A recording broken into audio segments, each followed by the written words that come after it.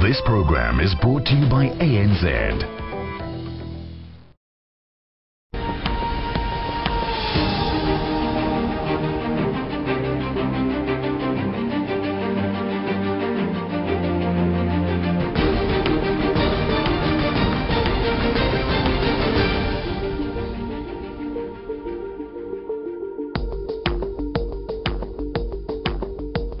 Hello and welcome to Perspectives. I'm Leanne Peck.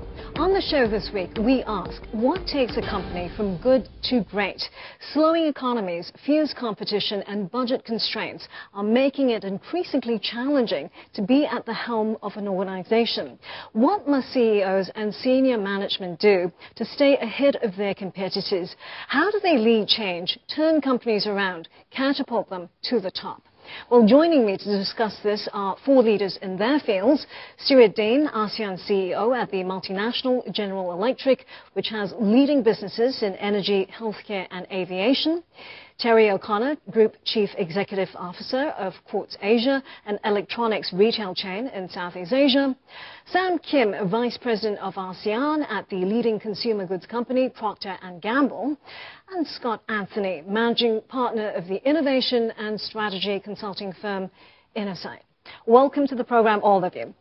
Thank you. Let's start by framing up today's discussion. You know, when we talk about the long-term success of an organization, we need to make a critical distinction, don't we, between leaders and leadership capability. A focus on leaders would emphasize sort of qualities of the individual leader, whereas a focus on leadership would emphasize methods that secure the ongoing good of the company. Let's try to get to the crux of what leadership really is today, because lots of people have very different interpretations of leadership. Now, Stu, your CEO, Jeffrey Immelt, has said famously that leaders drive change and develop other great leaders so that the organization is self-sustaining. Is that it? Well, those are two pretty big objectives, especially for a company the size of General Electric with 300,000 people. So I think those are two pretty good things to focus on. The question is, how do you execute those two big strategies? I'd say, you know, GE has a long history of developing leaders in the company, so it's kind of ingrained in our DNA. The much tougher challenge is to make change happen, especially in a big organization. And that can be a full-time job in and of itself. Now, how would P&G define leadership? I mean, would you say the operative word is change as well? Absolutely. One of the things that I always talk to our folks about is that in a rapidly changing world, particularly in our company where the consumers are really our bosses and their preferences that are rapidly changing, you either can lead changes or be changed. Either the competition or market will force you to change, or you can proactively lead those changes. And in fact, as you know, no one likes to change, even if it's good things to do. So it's exceptionally important for us to stay ahead of the game, understand what consumers really want, and be there in front so that you can actually lead our consumers to meet the demands that she may have. Terry, your take. I mean, either you can lead change or be changed. Would you agree? I think it's about creating the context of change. Why is change necessary? And that comes back to vision. And so if you've got a very clear, compelling vision of what the future looks like, and you can get people to feel secure that there are no personal consequences for them in driving change, there are only personal consequences for staying still, then you can create the context and the dynamic to get things done. Scott, let me bring you into the conversation, right? You consult for a slew of companies trying to stay afloat, to get ahead. What's it all about leadership? I think you can put it quite simply with one word, and that word is transformation. Good leaders and good leadership takes a group and transforms it into something that it could not imagine being on its own. Good corporate leaders transform the entities that they lead. But change, you know, as we were saying, is a very easy word to sort of bandy around, you know, and as Sam was saying, people hate change, right? So how did a company like GE, steeped in tradition, centuries old, then transform itself from an industrial company to one which blends products and services, and also from a U.S. company to a global company? You know, when I moved out to Asia 22 years ago after working 11 years in the United States, I moved out when Jack Welch was chairman and CEO, and he was talking about moving the center of gravity of the company to this part of the world. And some 20 years later, we're still in the process of making that change happen. So it can take a long period of time. But I'll tell you, a very significant event happened 3 years ago, which helped really accelerate this change that's going on. We decided to put the number 2 person in the company, the vice chairman, John Rice, in the middle of Asia. It's the first time we've ever had a vice chairman outside the United States driving growth, particularly in the growth markets such as ASEAN, China, India, and other developing markets around the world. And since that time, we've had strong double-digit growth in the growth markets. So I think we finally understand what the key success factors are to make it happen. Mm-hmm. So one of the standout changes, if I can go to P&G, was you're cutting that very profitable food and beverage business. I mean, you divested out of it, some $7 or $8 billion worth of F&B lines. Again, that must have been a really difficult decision to take, right? It was making lots of money. Well, I think more importantly, I think we're always in the business to serve our consumers' needs. For 175 years, it's always about improving and bettering consumers' lives. And so it comes down to always about what innovations, what superior performance can we offer our consumers, better understanding her needs, and then obviously meeting, doing a better job meeting her and getting her to be satisfied. But wasn't it a case of moving out of a product line which you thought wouldn't win in the long term and moving into products which you thought, you could specialize in and do proper R&D on and really develop and grow? That could be one of the reasons. I think it's probably much more about where can we provide our consumers with the most innovations, better performances, and sticking to what we know how to do best. Scott, and what are the greatest barriers to change, would you say, then? It's really hard to let go of a piece of the business that you feel is part of your core, is part of your institution, is part of your history. So any company that transforms is going to do this. They're going to get into new markets. We understand that, but they got to leave old ones. And that can be a very emotional thing to do. And I think something that both of these companies you talked about, GE and P&G, are really good at doing is being dispassionate about it. They've got certain rules, and if you don't hit the hurdles, if you don't make the numbers, then you're on the block. And that's just the way it goes. Yeah, and when it comes to quartz, I mean, you were forced to change. I mean, in 2004, your parent company went bust in the UK, and the Asian operations then were sold off to private equity investors. So you were forced to reinvent yourself. Was it an emotional thing or something you just had to get to? Look, if you wake up one day and you have no parent company left, it's an emotional experience. And one where you don't really have time to think too much. You have to get straight into the communication exercise with staff, with banks, with suppliers, and so on. But it's also a liberating moment. You have no head office. Nobody to set the agenda. You're setting your own agenda for the region. And for us, we were then able to do things that had been obvious for many years as a subsidiary. And when you become head office, you're able to execute. And so I think that's a lesson for many head offices that think they know best from a million miles away. And to back up the point about GE putting somebody in Asia, that the people on the ground, the people closest to the consumer, know best. So you were cut loose to actually grow and innovate and sort of recreate almost, which is what I'd like to move on to, because previously, again, if we look at both these multinationals, GNE and PG, I mean, both these companies were all about operational excellence, right? I mean, if you ran the shop well, then you were leading well and you'd be a great leader. But in recent years, I think both of your companies have sort of moved from a focus on the excellence and running things properly to innovating and growth. Why is that?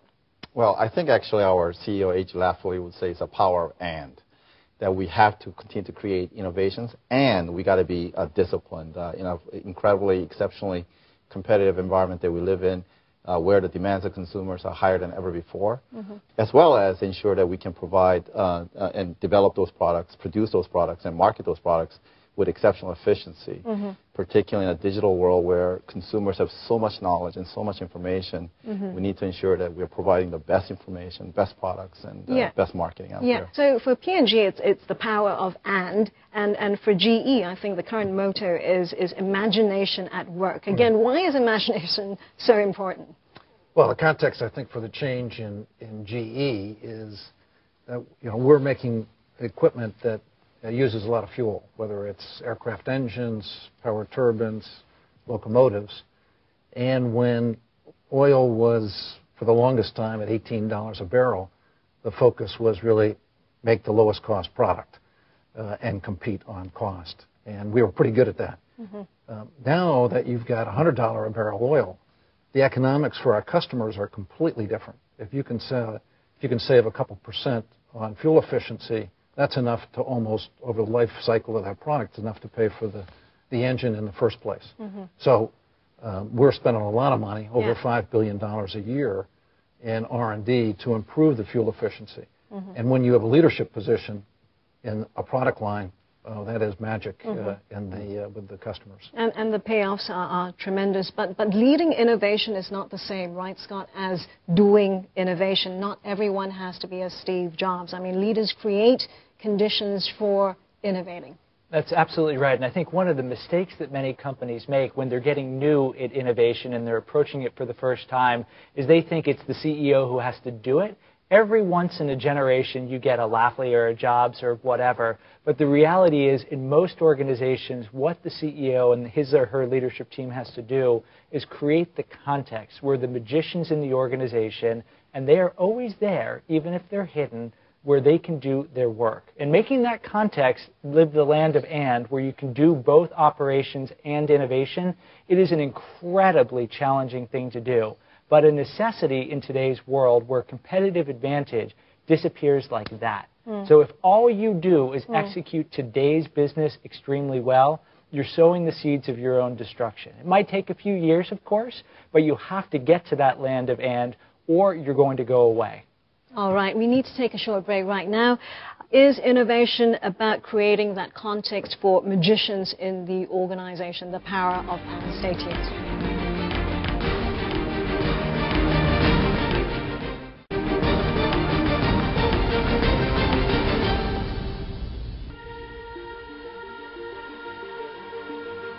Welcome back to Perspectives. Now, we were talking about innovation before the break, and of course, lots of people fear change. They don't really get to innovation that well or take to it that well. What are the biggest mistakes, Scott, that companies commit when it comes to change? I think the biggest mistake that companies commit when it comes to change is they ask people to make too radical individual changes. Take one simple example that's far outside of what we're talking about so far. Look at Michael Jordan. Michael Jordan, one of the greatest athletes we've ever seen, tremendously successful basketball player, retires from basketball in 1994, picks up a stick and goes to play baseball.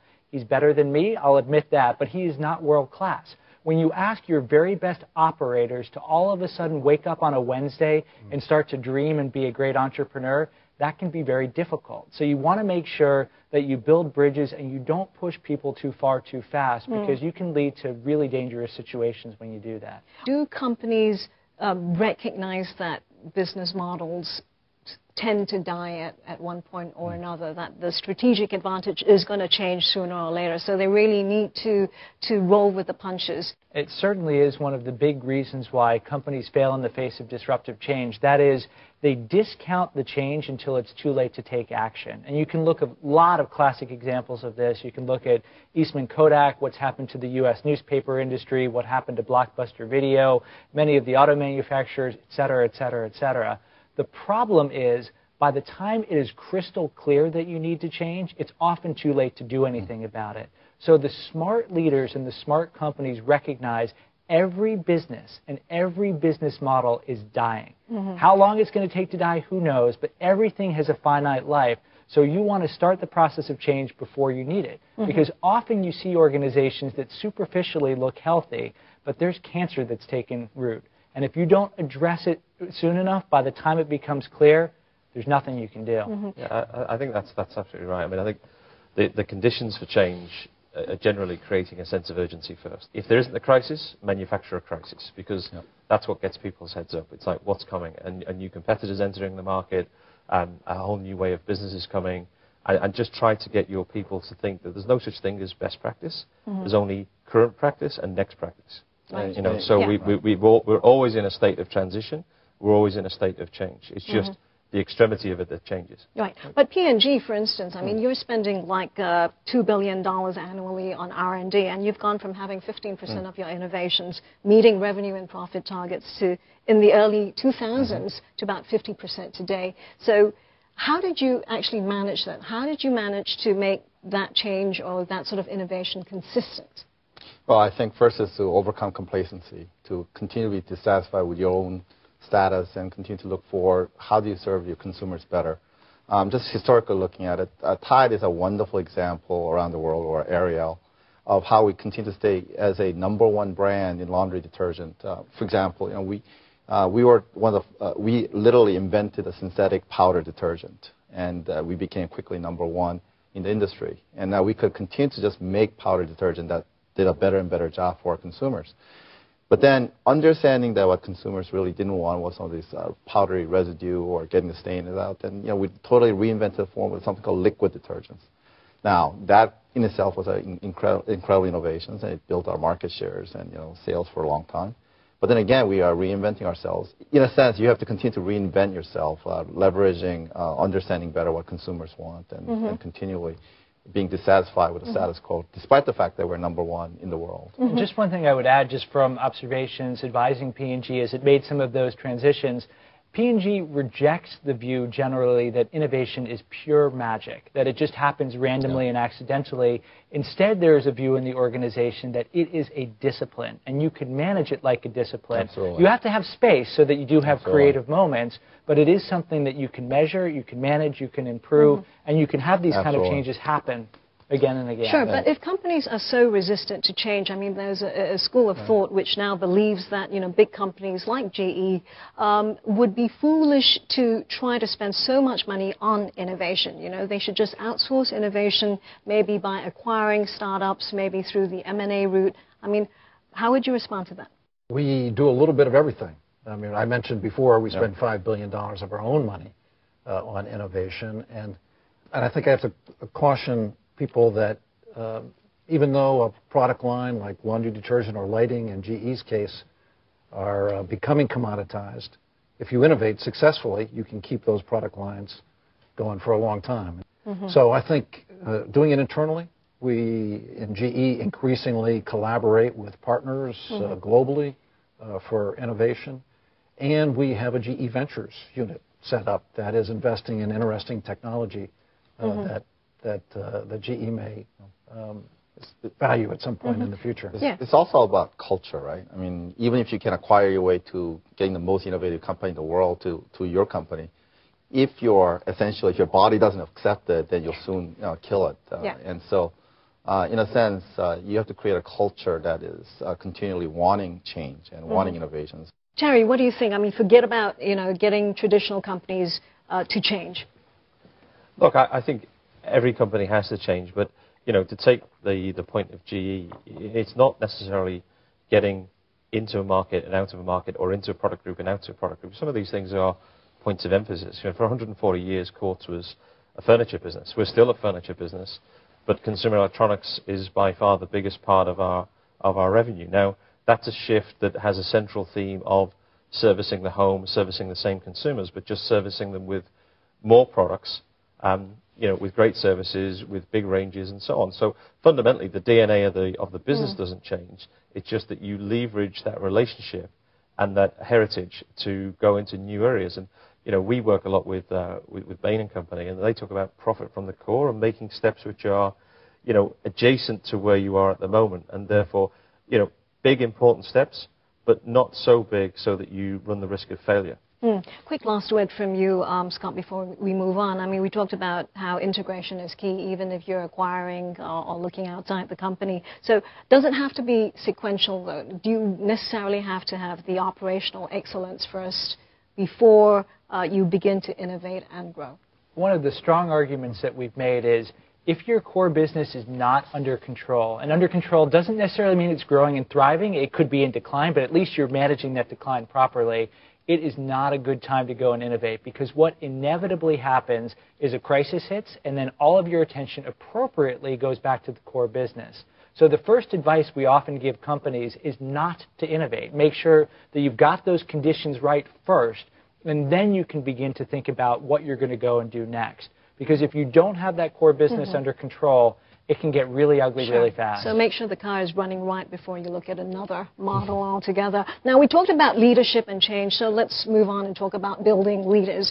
We know thousands of companies spend millions on their corporate universities, and they still fail to develop the sort of true leadership bench strength that people are looking for. And then you've got companies like GE and P&G that have become sort of leader feeder firms, right, which churn out a lot of managers who slip seamlessly into all sorts of companies. Are companies overly focused on the abilities of individual leaders and not focused enough on strong leadership culture? So I would say we have exceptions that are sitting around the table here, but in general, developing bench strength is not something that's a competency for many organizations. And this comes in a couple different dimensions. One is if you look at many companies, once you get below the first two rungs of the company, things get kind of scary, which creates long-term problems for the company. The other thing that you see as a real challenge is in a world that is changing as quickly as our world is today, if all you do is develop the basic competencies and the technical skills of people, and you don't develop their ability to lead and be adaptive, as your industry changes and as conditions change, you're setting yourself up for a pretty big disaster. So the thing that companies like P&G and GE do particularly well, and Quartz might do it too. I'm not going to say that it won't, but I know these two better than I know yours.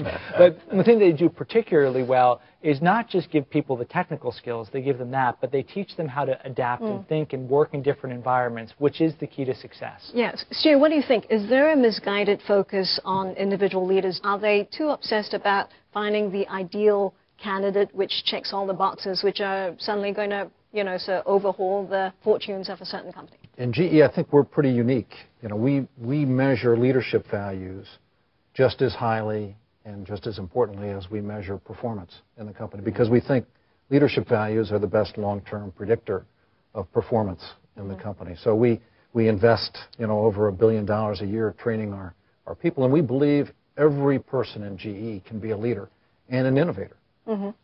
We're looking for good ideas from everybody. Okay. Well, P&G's, talent management system is legendary too, and we talked about how good leadership is really about effecting change. But the question is really for P&G and any other company for that matter, as Scott was saying, can you successfully groom leaders for the sort of ambiguity that change really means? Yeah, absolutely, and that's what we need to do, given the fact that we're operating 180 different countries and with 80 different offices. One of the ways I think that we've been doing is really celebrating diversity and ensuring that the diverse organization that we have and the diverse thinking they bring are really well respected and celebrated. And we do that by not only ensuring that we groom the leaders with right purpose and values and clear principles, but also to ensure that when people come from very different backgrounds, that those different values and perspectives and thinking are well celebrated and respected. But can you actually teach people to change, though? Is there a generic ability to change? Is there really such a thing? I mean, can the science of leadership, which you pursue in both your corporate universities, can that capture the amorphous stuff of change? Yeah, well, one of the ways we do it by is ensuring that people are given a very different type of assignments in working in different fields or in different countries. Myself over the last 26 years have worked in across different parts of Asia, in the U.S. certainly where I started, as well as managing global businesses from Russia down to Bangladesh. And so you have to start adapting to understand that you can be successful in different environments. Terry, I mean, you have a new book out entitled "Why Not?" The story of a retail maverick and Quartz. So do you think that all CEOs have to be mavericks to make changes, to think out of the box, to do things? Not at all. I certainly hope not. I think it helps in a very fluid situation that the Quartz has been through to have a top team that is comfortable with ambiguity, that is comfortable with change, that when they get thrown into an unfamiliar scenario, actually relish the challenge. But I think equally, CEOs can come from any discipline, as long as they ultimately have got the awareness of their own skills and limitations, and they put a team together that complements those skills. So for me, it's about clusters. In the same way that you put out a football formation of strikers, midfielders, defenders, and a goalkeeper, you have to think of what's the mix of skills on that top team? And when it comes to talent management, who's got the mental agility to relish new challenges, and who's just got the professional competence to just become better at their core discipline? All right, you heard it there from Terry himself. You don't have to be a maverick to make changes in your company. Stay tuned. We're going for another break.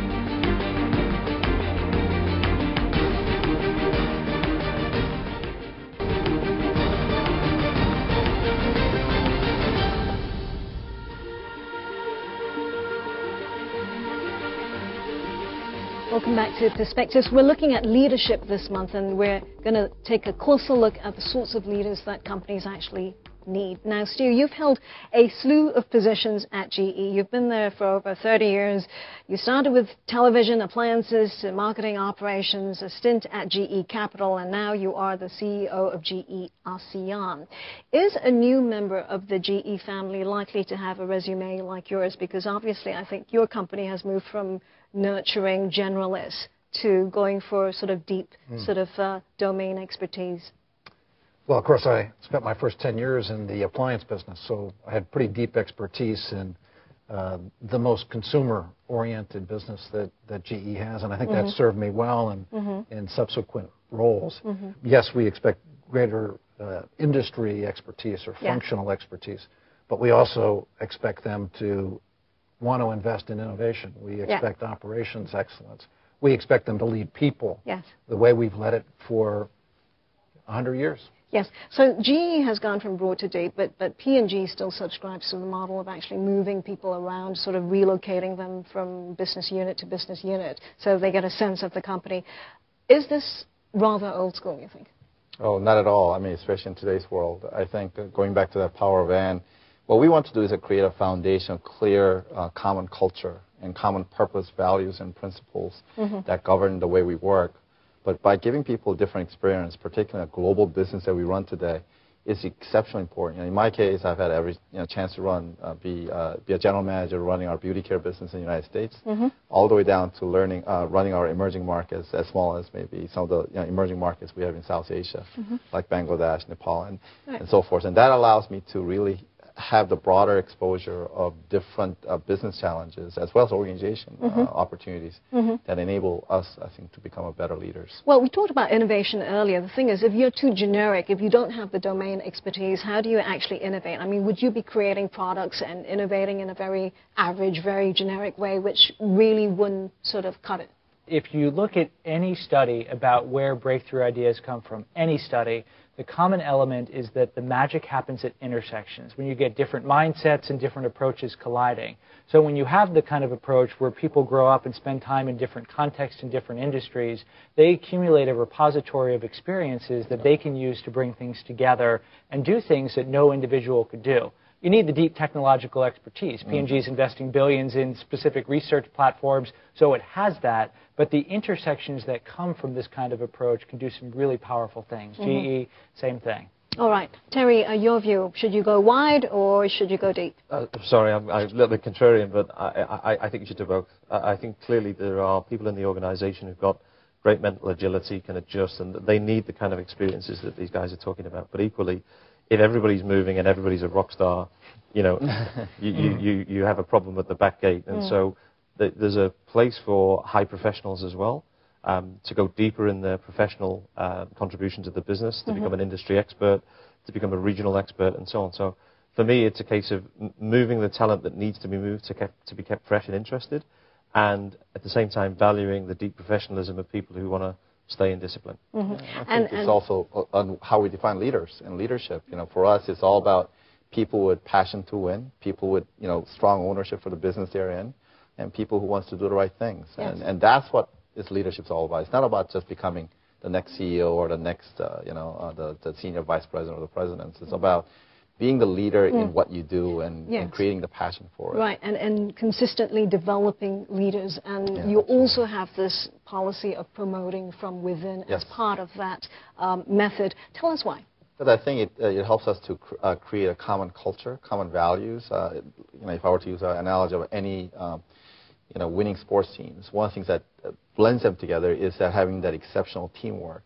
And that teamwork comes from being together and working together. The fact that I can pick up a phone and call anybody around the world and have a conversation where it is trusting, is collaborative, and we have respect for each other means that the time that we have spent together, growing up together, is one of the advantages that P&G has. Yeah, but isn't it really sort of insular to think that, you know, the people with all the best ideas are going to come from the P&G family or the GE family? Stu, what do you think?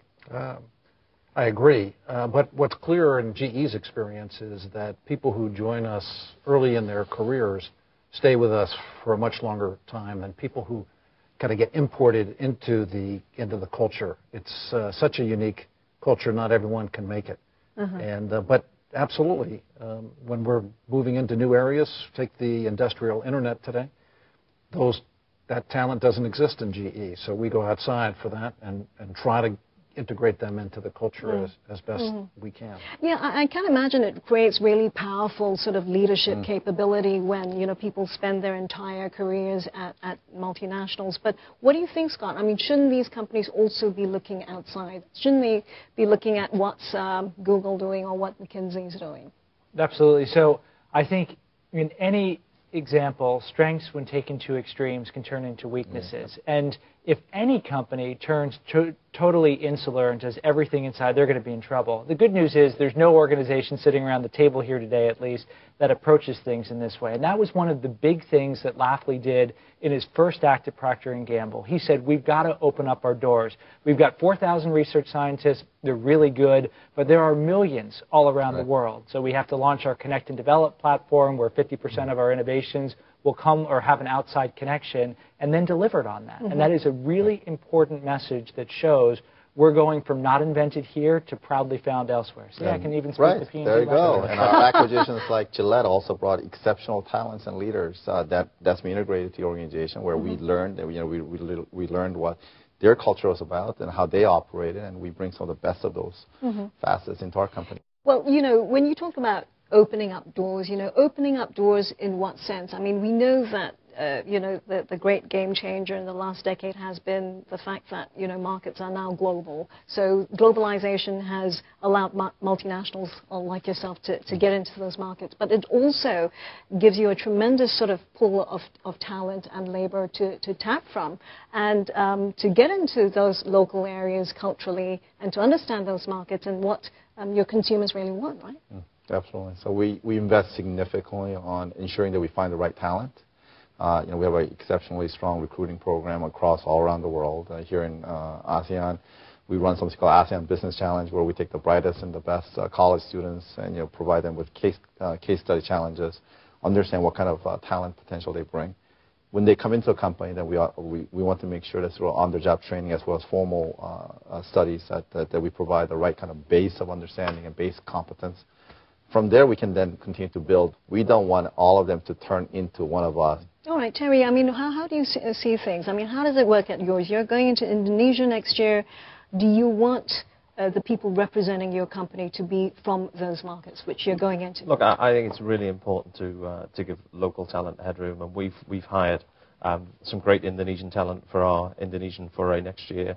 Equally, it provides an opportunity for some of our best Singaporean talent to get an international experience, and it's about mobility around the region and so on. And the interesting thing that's come up recently in our organization is sometimes people think that international opportunities are a senior thing, that the most junior people in your organization are surprised when they ask the question, can I get an international experience? And the reality is it doesn't need to be a 3-year posting. It can be a store opening, it can be a short-term support for an international market and so on. So mobility and that celebration of diversity is really important. Yeah, Scott, your take. I mean, how long a shelf life does leadership have? I mean, does it matter where leaders come from, whether it's Bangalore or Boston or Beijing? I mean, aren't you looking for the best and the brightest? I'd say two things. I'd say, number one, you absolutely are looking for the best and brightest wherever they might happen to be, and you want to make sure that if you're trying to serve the local needs of a particular market, that whatever it takes to understand and deliver against those needs, which typically will come from bringing in people who have grown up in those markets, you got to do it.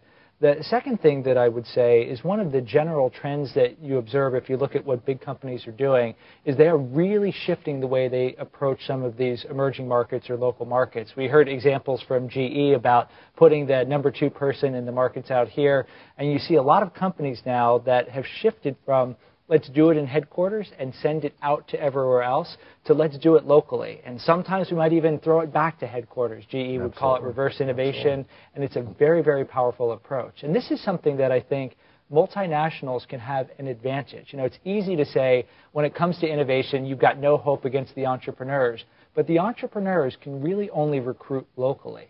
And companies that have global presences, they can find the best people wherever they happen to be. And that can be a unique skill if you use it in the right way. All right, let's hold that thought because we need to take another commercial break now. Stay with us.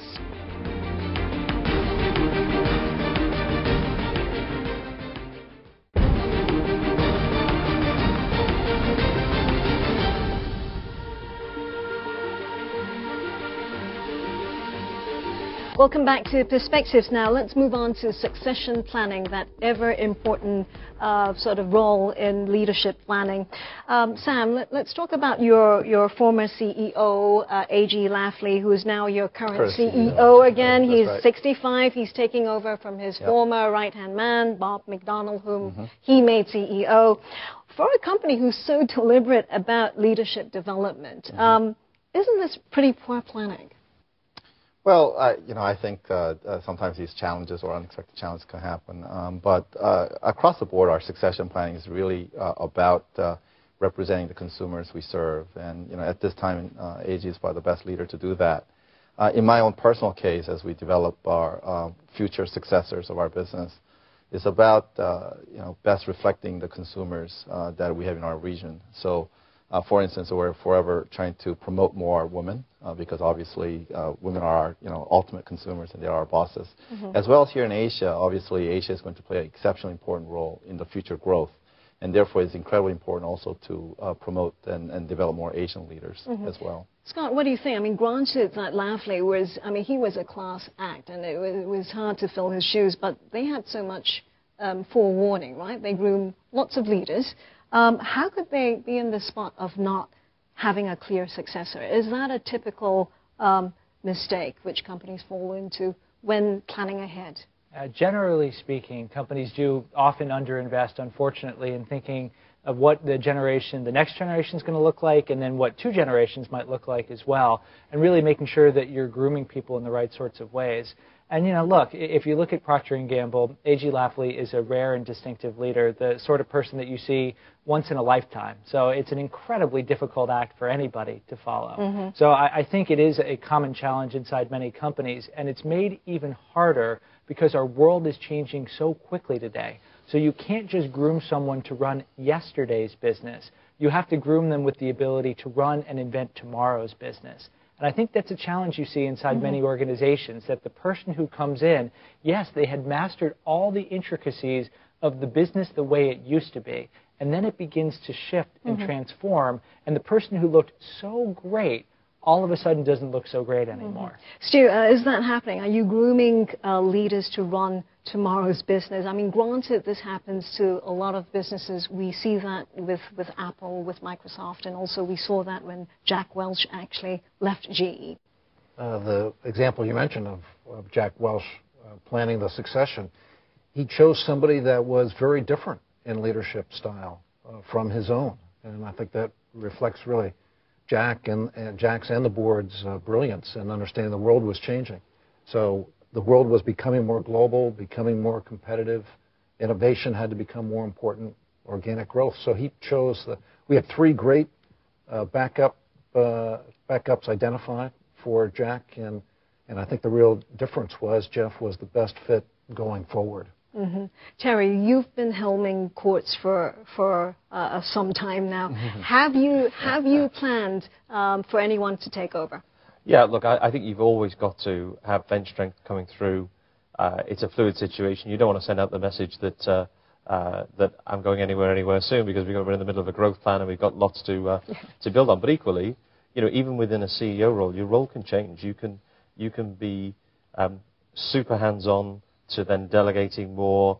If people can come up and take part of your burden, you can get more invested in people and talent, and so you can create a virtuous circle where your next level of both contributing can see where they're going themselves and are giving you more time and space to develop a broader business. Okay, let's talk about your various tasks at hand, you know, your jobs going forward. I mean, you're talking about being in expansion mode, and we know you're heading into your third market, Indonesia, next year. That's a market you left 9 years ago, so you've obviously regrouped and you're venturing out again. What's uppermost in your mind at this point? Look, I think for us it's about making sure that we don't have too many spinning plates. So continuing to build out Court's leadership position in Singapore, a national rollout in Malaysia, and an entry into Indonesia. So we've got kind of 3 big things on our plate, and making sure that we've got the bench strength to handle that. At the same time, keeping people interested in what is beyond Indonesia, and understanding that Indonesia, if you like, is probably a tipping point for us in terms of then becoming a multinational, and creating a vision of the future which focuses people's minds on the prize for near-term excellence and execution. All right. Stu, what do you think? I mean, it's easy to talk about growth and innovation when the economies are doing really well, and the prospects right now are slightly patchy. The IMF basically says that global growth will sort of come in at about 3.5%. China is likely to grow something in the region of 7 to 8%. India maybe 5%. So how does a company like GE, you operate in 160 countries with 160 different country strategies. How are you going to tackle this patchy sort of landscape? Well, at least there's still growth, right? So, and particularly in the emerging markets, lots of growth. So clearly we're prioritizing increasing our presence across these markets, including the ASEAN region in particular, where we've been growing at about a 20% rate over the last few years. So are you pulling back from certain regions? We're a global company. We sell aircraft engines, gas turbines, locomotives, all around the world. So we never pull out of a country. But in a mature country that's not growing, we're going to look to make sure we're getting lots of operational efficiency, creating a lot of money that we can invest in the growth markets. Sam, you're overseeing developing markets as well in ASEAN and Asia. What are the typical pitfalls that MNCs like yourself actually step into, you think, when you sort of move into developing markets? We can't be presumptuous about what consumers want. We have to do the hard work of really understanding what she desires, what she wants, and ensuring that we are meeting different needs of all the consumers. Scott, what do you think? I mean, whether you're a multinational with 160 different country strategies or a company looking at a third country strategy, what do leaders actually need to keep their eye on? I think the biggest thing that a leader in today's world has to do is to live up to the challenge laid down by the American author F. Scott Fitzgerald in 1935, where he wrote, "The test of a first-rate intelligence is the ability to hold 2 opposed ideas in the mind at the same time and still retain the ability to function." This gets back to the "and" that we've talked about a couple times, where a leader today has to deliver excellence in their core business and also has to be thinking about what new markets they're going to get into, what new businesses they're going to get into, what used to be core that they're going to have to get rid of. It's a tough time, but you have to be able to deal with these paradoxes of being a leader today.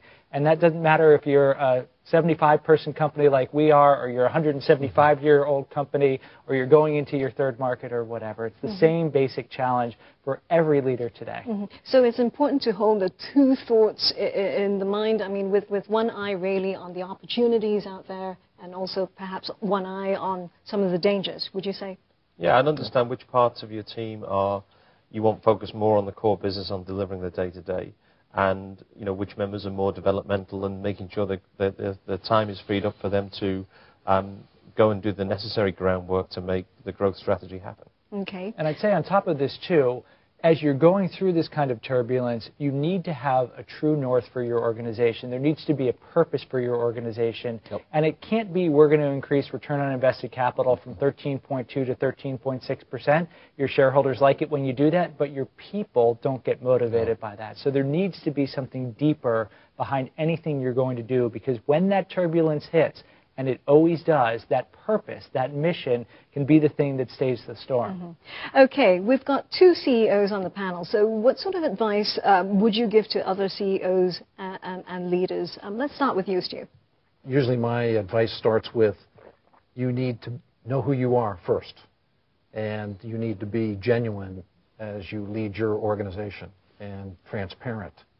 And I think when you're I manage 12 different nationalities on my team. So with those cultural differences, and the diversity is great, but it takes more patience to get everybody on board. You know, at the same time, we absolutely believe in a meritocracy in GE, and we have a performance culture, and people have to perform. So it's a balancing act. So I think that to me is key. I very much agree with Scott.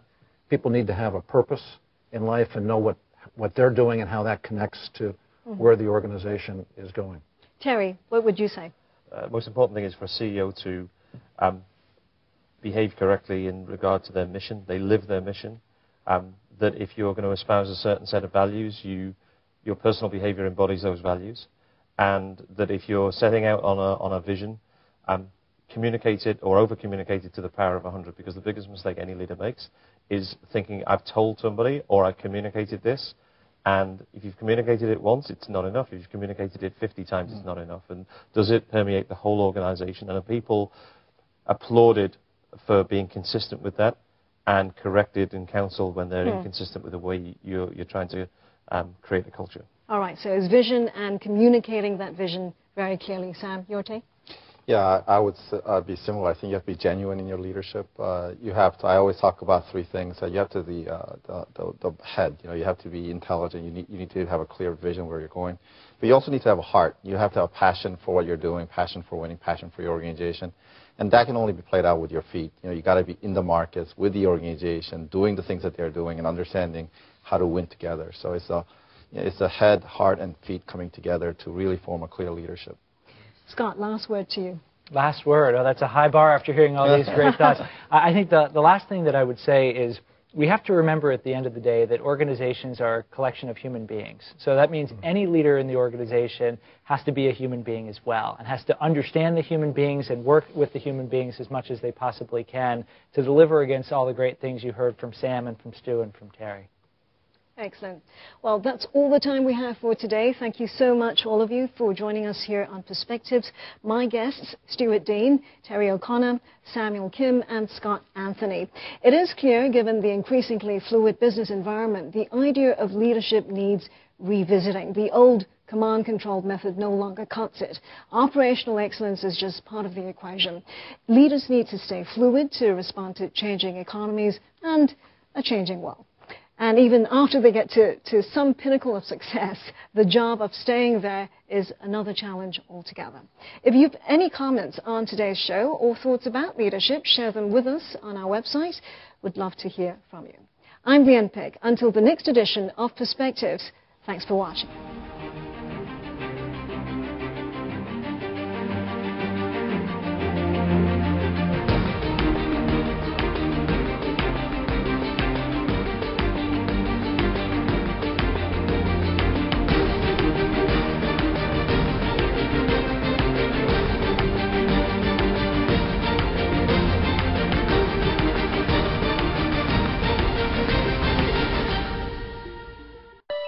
This program is brought to you by ANZ.